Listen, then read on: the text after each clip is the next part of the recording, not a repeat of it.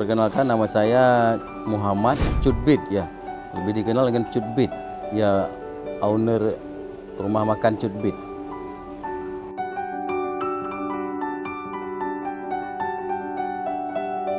Yang dulunya dari tahun 2004 kami jualan rujak Cutbit yang terkenalnya, ya.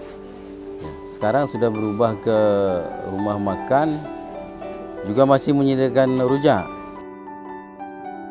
Karena menu andalan kita di sini si rebus goreng, juga ada ayam goreng. Di rumah makan kita ini, rumah makan Cutbit, kita mempekerjakan 30 karyawan. Dalam menjaga cita rasa di rumah makan Cutbit ini, kita kontrol sendiri.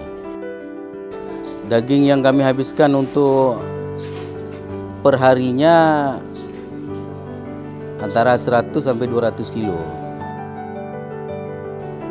Saya mengajak pecinta kuliner khas Aceh Raya untuk memanjakan lidahnya di warung Cutbit dengan menikmati pesawat landing dan take off, juga pemandangan yang indah, ya, untuk bisa hadir tiap hari kemari.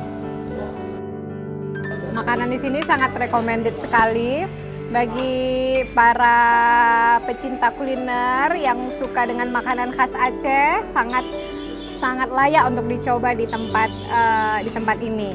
Rumah makan Cutbit Aceh Besar.